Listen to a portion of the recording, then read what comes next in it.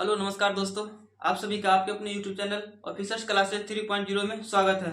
दोस्तों, आज हम लोग जो चर्चा करेंगे वह परिमेय संख्या से जुड़ी हुई कुछ महत्वपूर्ण प्रश्नों का जो है चर्चा करेंगे।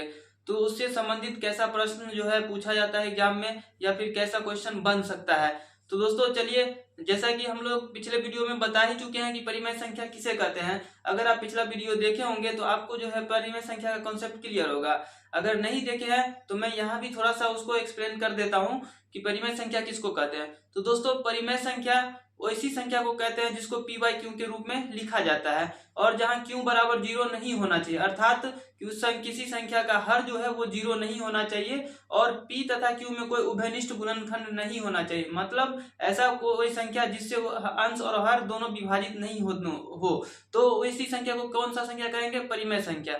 तो दोस्तों, मैं ये कह रहा था कि परिमेय संख्या वैसी संख्या को कहेंगे जिसको p बाई क्यू के रूप में लिख सकते हैं। q बराबर नहीं होना चाहिए जीरो और ये p तथा q में कोई उभयनिष्ठ गुणनखंड नहीं हो। p एवं q में कोई उभयनिष्ठ गुणनखंड नहीं हो, में कोई उभयनिष्ठ गुणनखंड नहीं हो, उभयनिष्ठ गुणनखंड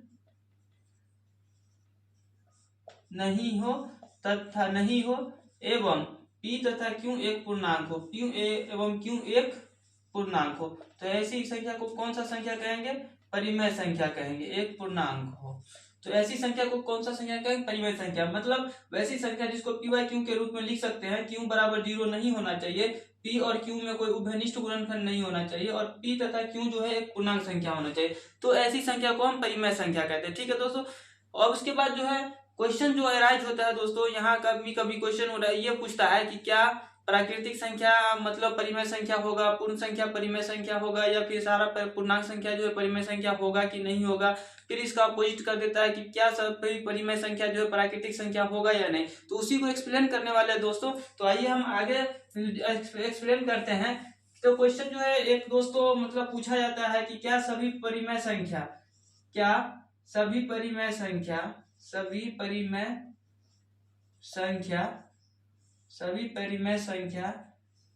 एक प्राकृतिक संख्या होगा, एक प्राकृतिक संख्या होगा।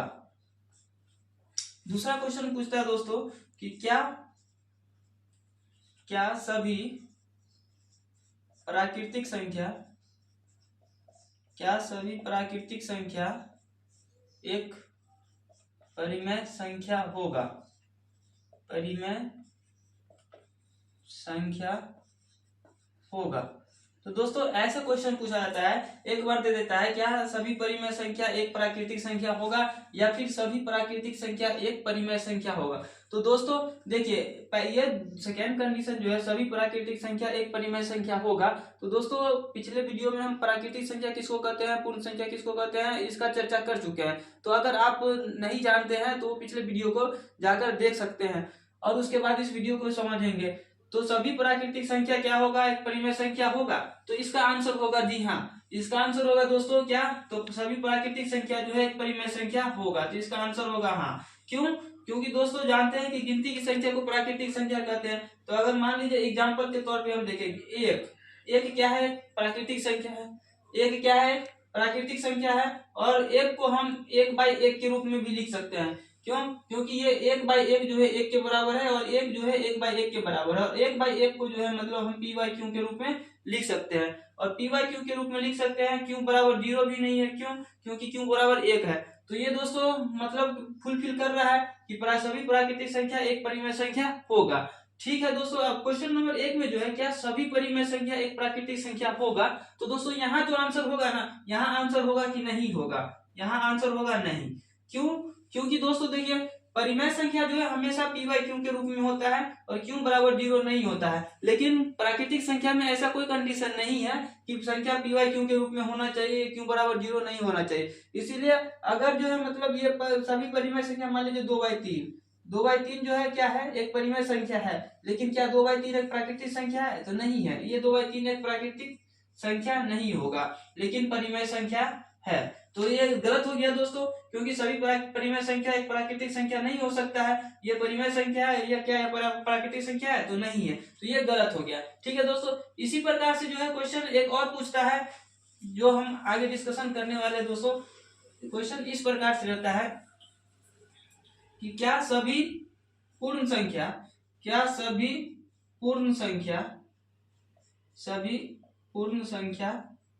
एक परिमेय संख्या होगा? क्या सभी पूर्ण संख्या एक परिमेय संख्या होगा? एक परिमेय संख्या होगा। और अगला जो क्वेश्चन पूछता है कि क्या सभी परिमेय संख्या एक पूर्ण संख्या होगा? एक पूर्ण संख्या होगा। तो दोस्तों ये भी अभी जो डिस्कशन किए हैं कि क्या सभी प्राकृतिक संख्या परिमेय संख्या होगा, क्या सभी परिमेय संख्या एक प्राकृतिक संख्या होगा, उसी तरह पे तो दोस्तों क्या सभी पूर्ण संख्या एक परिमेय संख्या होगा, तो यहाँ भी ये सही हो जाएगा, क्योंकि सभी पूर्ण संख्या एक परिमेय संख्या होगा, तो ये हो जाएगा हाँ। और उसके बाद जो है क्या सभी परिमेय संख्या एक पूर्ण संख्या होगा, तो यहाँ जो है आंसर हो जाएगा नहीं। क्यों?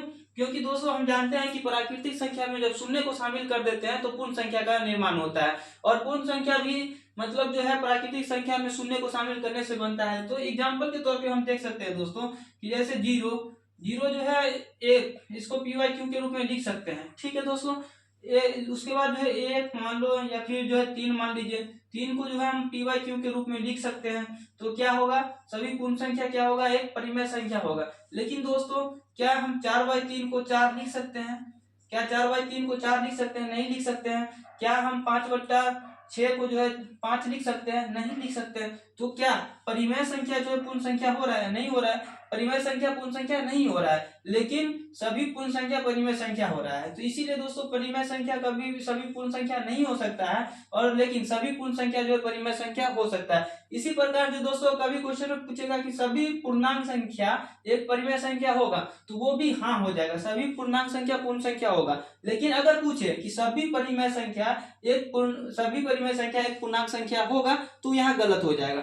अगर पूछे कि सभी पूर्णांक संख्या एक परिमेय संख्या होगा, तो यहाँ हाँ हो जाएगा, लेकिन सभी परिमेय संख्या एक पूर्णांक संख्या नहीं होगा। ठीक है दोस्तों, उम्मीद करते हैं कि मतलब जो ये कंसेप्ट क्लियर हो गया होगा। अगर दोस्तों क्लियर नहीं हुआ होगा तो आप बैक करके जो एक बार फिर से देख लेंगे, वहां समझ में आ जाएगी। अब आगे जो क्वेश्चन है दोस्तों, उस क्वेश्चन को जो है इस प्रकार से पूछता है, जिसका डिस्कशन हम करने वाले दोस्तों कि दो परिमेय संख्या को जोड़ेंगे तो क्या होगा। दोस्तों दो परिमेय संख्या का जोड़ क्या होगा, दो परिमेय संख्या का योग क्या होगा। तो दोस्तों कभी भी जो हम दो परिमेय संख्या को जोड़ेंगे तो उसका जो मतलब परिणाम आएगा, मान आएगा, वो भी एक परिमेय संख्या होगा।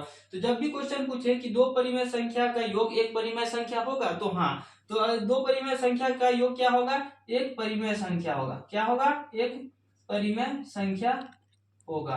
ठीक है दोस्तों, एग्जांपल के थ्रू हम देखते हैं। एग्जांपल के थ्रू मान लीजिए 2/3 एक परिमेय संख्या है, 2/3 एक परिमेय संख्या है, और उसके बाद जो है मान लीजिए कि 5/3 एक परिमेय संख्या है। क्यों? क्योंकि PYQ के रूप में है। अब इसको जो है जोड़, जिसको हम लोग एक तरह से जो है बचपन में सीखते हैं भिन्न का जोड़, भिन्न का घटा, उसी तरह पे यहाँ हमको क्या करना है, भिन्न का जोड़ करना है। मान लीजिए 3 का लॉस 3 होगा, यहाँ जो है 2 + 5 बराबर कितना हो जाएगा, 7/3। ये क्या हो गया, एक परिमेय संख्या हो गया दोस्तों। इसी प्रकार से एक और एग्जांपल हम देख सकते हैं, 4/5 + 3/2। अब यहाँ जो है दोस्तों 5 और 2 का लॉस निकालेंगे तो 10 हो जाएगा। 5 दूनी 10, 4 दूनी 8 + 2 पंचे 10, और उसके बाद जो है 3 पंचे 15, 15 8 5 13, 23/10। क्या यह परिमेय संख्या होगा? तो होगा। मतलब हम ये कहना चाह रहे हैं दोस्तों कि दो परिमेय संख्या का योग जो है क्या होगा, एक परिमेय संख्या होगा। ठीक है दोस्तों, उसी प्रकार से क्वेश्चन कभी पूछता है कि दो परिमेय संख्या का अंतर क्या होगा, दो परिमेय संख्या का अंतर जो होगा क्या होगा। तो ये भी दोस्तों दो परिमेय संख्या का अंतर भी एक परिमेय संख्या होगा। क्या होगा, एक परिमेय संख्या होगा। एग्जांपल के थ्रू समझते हैं दोस्तों। अब जैसे मान लीजिए कि कोई 2/3 परिमेय संख्या है, ठीक है, और इसका जो है अंतर निकालेंगे, 5/3 में से घटाएंगे दोस्तों। तो यहाँ देखते हैं क्या होगा, इसका लॉस 2 -5, 5 में से 2 घटाएंगे तो -3/3 बराबर कट जाएगा, कितना बचेगा -1, और -1 को हम क्या लिख सकते हैं, -1/1 मतलब PQ के रूप में लिख सकते हैं इसको। तो क्या हुआ, दो परिमेय संख्या का अंतर भी एक परिमेय संख्या हो गया। दूसरा एग्जाम्पल देख सकते हैं दोस्तों, इसी का ले लेते हैं, 4/5 -3/2 बराबर 10, 5 दूनी 10, 4 दूनी 8, -2 पंचे 10, 15, 15 में से 8 गया, -7/10, तो क्या हो गया, यह PQ के रूप में हो गया। तो दोस्तों हमने ये देखा कि दो परिमेय संख्या का योग भी एक परिमेय संख्या होगा, दो परिमेय संख्या का अंतर भी एक परिमेय संख्या होगा। ठीक है दोस्तों, ठीक इसी प्रकार से इस पे जो है मतलब दो परिमेय संख्या का यहाँ योग और अंतर देखे हैं। अब क्वेश्चन में पूछता है कभी कभी दोस्तों कि दो परिमेय संख्या का गुणनफल क्या होगा, दो परिमेय संख्या का गुणनफल और दो परिमेय संख्या का भागफल क्या होगा। तो दोस्तों देखिए यहाँ दो परिमेय संख्या का गुणनफल, गुणनफल क्या होगा, दो परिमेय संख्या का गुणनफल क्या होगा और दो संख्या का भागफल क्या होगा, भागफल क्या हो। तो दोस्तों जब भी क्वेश्चन परिमेय संख्या से जुड़ा हुआ है कि दो परिमेय संख्या को जोड़ेंगे तो क्या होगा, भाग मतलब घटाएंगे तो क्या होगा, उसके बाद गुना करेंगे तो क्या होगा, या भाग करेंगे तो क्या होगा। तो दोस्तों सब में याद रखना है कि यह सब जो है इसका वैल्यू जो है एक परिमेय संख्या ही निकलेगा। ठीक है दोस्तों, तो ये दो संख्या परिमेय संख्या का गुणनफल भी क्या होगा, एक परिमेय संख्या होगा। अब कैसे दोस्तों, तो एग्जाम्पल के थ्रू इसको हम क्लियर करते हैं। जैसे देखिए दोस्तों 2/3 एक परिमेय संख्या है, 5/4 जो है एक परिमेय संख्या है। अब इस दोनों को गुना करेंगे दोस्तों, कितना होगा, 10/3 4 12। अब देखिए दोस्तों यहाँ पर एक कंसेप्ट मैं क्लियर कर देता हूँ, 10/12 क्या है, 10/12 परिमेय संख्या होगा। तो दोस्तों यहाँ गौर से देखिए इसको, तो 10/12 जो है एक परिमेय संख्या नहीं होगा। क्यों, क्योंकि हमने परिमेय संख्या का परिभाषा जाने हैं कि दोनों में कोई उभयनिष्ठ गुणनखंड नहीं होना चाहिए, लेकिन यहाँ जो है दो एक उभयनिष्ठ गुणनखंड मिल आ रहा है और वो 2 है, 2 से भाग देंगे इसमें तो 5 मर्तव्य, 2 से इसमें भाग देंगे 6 मर्तव्य, कट गया तो उभयनिष्ठ गुणनखंड हो गया। इसका मतलब क्या, 10/12 परिमेय संख्या नहीं होगा। इसका जो शॉर्ट फॉर्म है 5/6 यह एक परिमेय संख्या होगा। तो दोस्तों यहाँ एक क्लियर याद रख लीजिए, अगर क्वेश्चन में 10/12 दिया हो, आप पूछे कि यह परिमेय संख्या है तो नहीं होगा। ठीक है दोस्तों, उसके बाद जो है मतलब अगला जो है एग्जाम्पल हम देख लेते, 10 मान लीजिए कि 15 है, गुने 4/3 है। तो दोस्तों अगर इसको हम गुना करें तो 10 तक 40/15 45। अब देखिए दोस्तों यहाँ क्या यह परिमेय संख्या होगा, तो फिर ये परिमेय संख्या नहीं होगा क्योंकि ये 5 से कट रहा है, 5 8 40, 5 9 45, 8/9, और ये जो 8/9 हुआ दोस्तों यह एक परिमेय संख्या होगा। तो हमने देखा कि दो परिमेय संख्या का गुणनफल भी एक परिमेय संख्या हो गया। ठीक है दोस्तों, अब जो है दो परिमेय संख्या का भागफल क्या होगा, तो यह भी दोस्तों परिमेय संख्या ही होगा, लेकिन इसमें एक एक्सेप्शन है, परिमेय संख्या ही होगा, लेकिन एक एक्सेप्शन अपवाद कहते हैं हिंदी में एक्सेप्शन को। अपवाद क्या है कि जब परिमेय संख्या को किसी भी परिमेय संख्या मतलब 0 को छोड़ के अगर भाग देंगे तो परिमेय संख्या होगा, लेकिन अगर 0 से भाग देंगे, क्योंकि 0 भी एक परिमेय संख्या है, और 0 से भाग देंगे तो फिर इसका मान जो है अनडिफाइन आ जाएगा। तो उस कंडीशन में जो है यह नियम लागू नहीं होगा, लेकिन 0 को छोड़ के एग्जाम्पल के तौर पे हम देखते हैं दोस्तों, मान लीजिए 3/2 को हम भाग दे रहे हैं 4/3 से, तो दोस्तों यहाँ जो है क्या होगा, इसका 3/2, और जब भी भाग को गुना में करते हैं तो नीचे वाला अंक ऊपर वाले अंक से पलट जाता है। तो जब यहाँ 3/4 है, 4/3 है, तो ये 3/4 हो जाएगा। अब देखिए दोस्तों 3 तिया 9, 4 दूना 8, क्या हो गया, यह परिमेय संख्या हो गया। ठीक है दोस्तों, उसी प्रकार से जो है देखिए दोस्तों 3/2 में अगर हम भाग देंगे 0 से तो क्या होगा, 3/2 गुने जो है 0 मतलब 0 है तो 1/0 हो जाएगा, जो कि यह अनडिफाइन होता है दोस्तों। तो यहाँ क्या हो जाएगा, इसका वैल्यू अनडिफाइन हो जाएगा। तो अनडिफाइन जो है हम कह नहीं सकते कि अनडिफाइन परिमेय संख्या होगा कि नहीं होगा। इसीलिए दोस्तों जब 0 से भाग देंगे किसी भी परिमेय संख्या में तो उस कंडीशन में ही अपवाद हो जाता है, यह कहना मुश्किल हो जाता है कि दो परिमेय संख्या का भागफल परिमेय संख्या होगा कि नहीं। लेकिन इस 0 के अलावा अगर किसी भी परिमेय संख्या से किसी परिमेय संख्या में भाग देंगे तो उसका मान क्या होगा, परिमेय संख्या होगा। तो दोस्तों यही एक छोटी सी जानकारी आप लोगों के साथ शेयर करना था। अगर यह वीडियो अच्छा लगे तो वीडियो को चैनल को सब्सक्राइब करें, शेयर करें और जितना हो सके उतना सब्सक्राइबर को बढ़ाएं। धन्यवाद।